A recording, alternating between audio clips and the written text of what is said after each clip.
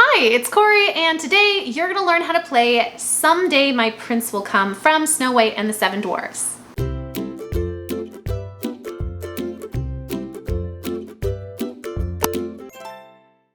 Alright, if you haven't already, make sure to subscribe to my channel. All month of July, I've been doing a Disney ukulele challenge. So starting, I think July 4th it was, every Wednesday and Sunday, there's been a new Disney song tutorial or playthrough that has been released. This is the 9th one in that challenge, and then the last one will be coming out on Sunday. But if you're subscribed, you'll never miss one of those tutorials. Alright, let's get into the tutorial. First things first, you want to make sure your ukulele's in tune. That's a G on the 4th string, a C on the 3rd string, an E on the 2nd string, and an A on the 1st string.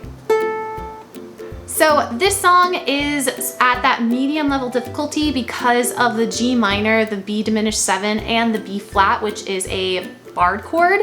But don't think that that doesn't mean you can't play it, especially if you're still a beginner player.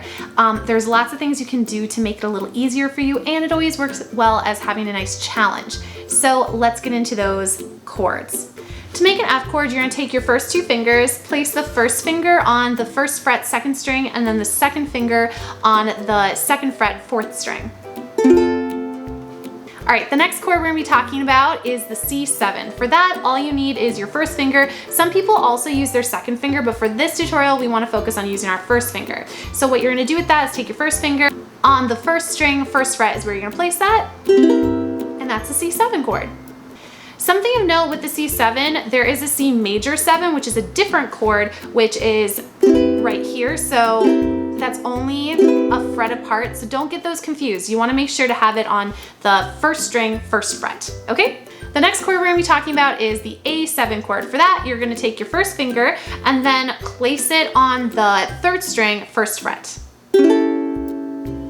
You're also gonna need to know a B flat. For that, you're gonna take your 1st finger and you're going to bar strings 1 and 2 on the 1st fret. Then you're gonna take your 2nd finger and on the 3rd string, 2nd fret is where you'll place that. And then your 3rd finger will go on the 4th string, 3rd fret. You're also gonna need to know a D7. Now this is the easy D7. So what you're gonna do for that is take your first two fingers, your 1st finger is gonna go on the 2nd fret on the 4th string, and then your 2nd finger is gonna go on the 2nd fret on the 2nd string. You're also going to need a G minor chord. For the G minor, you're gonna use your first 3 fingers. The 1st finger is gonna go on where it would have for like that C7 we were just talking about, on the 1st fret, 1st string. Your 2nd finger is gonna go on the 2nd fret, 3rd string, and then your 3rd finger is gonna go on the 3rd fret, 2nd string. And finally, the last chord is a B diminished 7, okay? I know sometimes when we've talked about augmented or diminished chords, it's like, whoa, that's a totally different word, but it's really nothing to worry about. Basically, it's almost more like if we have major and minor, diminished is like the next step in minor, basically, if you can kind of think of it that way. Any music theory people, don't quote me on that, that's not really what it is, but that's sort of an easy way you can think of it. What you're gonna do for that is basically you're making a G7. So if you don't know how to do that, you're taking your 1st finger and placing it on the 2nd string, 1st fret. Your 2nd finger is going on the 2nd fret, 3rd string, and then your 3rd finger is going on the 2nd fret, 1st string. Now, a G7 would just be played all 4 strings. Now, what you could do is you could add your pinky here, your 4th finger, to the 4th string, 4th fret. However, we're gonna get rid of that and we're just gonna omit this the bottom string, the G here, and just strum the 3 that are closest to the ground. So the difference there is this is the B diminished 7, this is a G7. So you don't wanna play that top string, okay?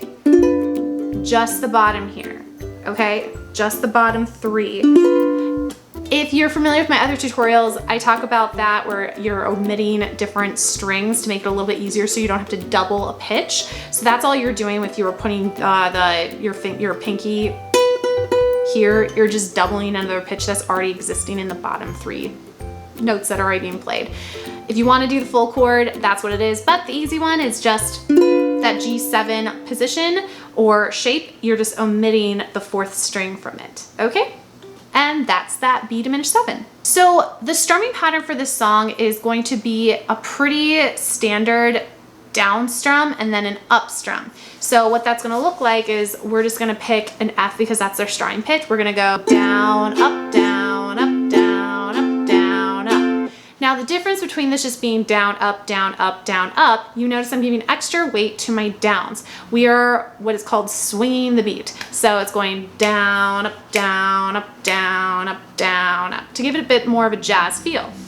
Now, what you're still gonna do is, while continue that down, up, down, up, down, up, down, up, you're going to be changing chords. Now, the tricky thing about this song is almost every beat, you're going to be changing the chord. So what I would recommend first is just playing on the chord changes. What that would sound like is something like this.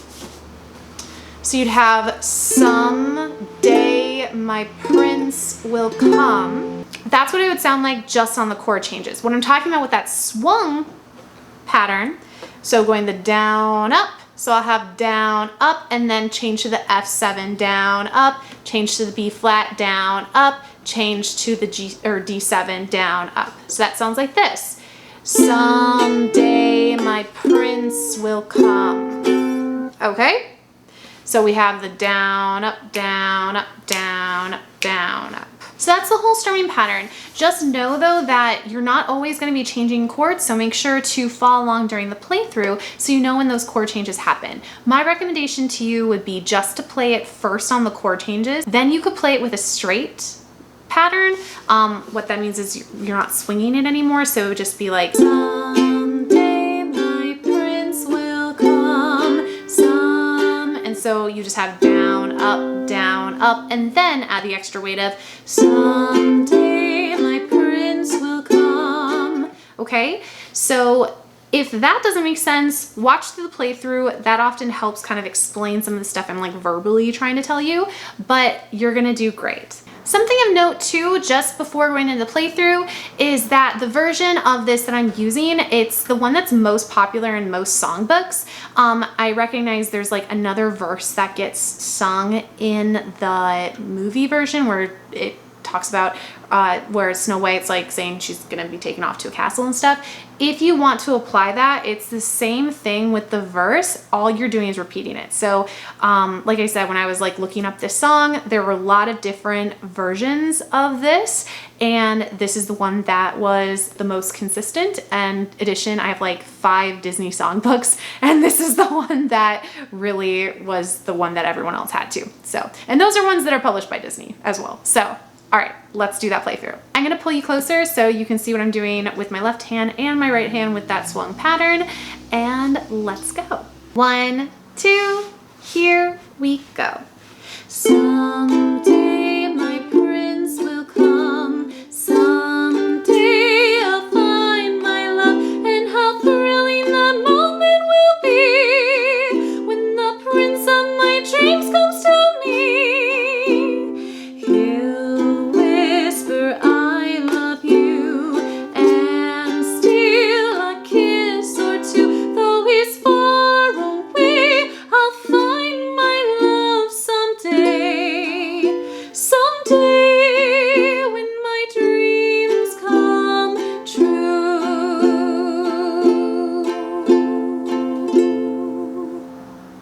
This tutorial for Someday My Prince Will Come to be helpful. If you've been participating with the Disney Ukulele Challenge, make sure to comment down below and tell me what your favorite tutorial has been so far. And if you are not aware, all this month I'm doing a Disney Ukulele Challenge where every Wednesday and Sunday I've been releasing a new tutorial that is Disney themed.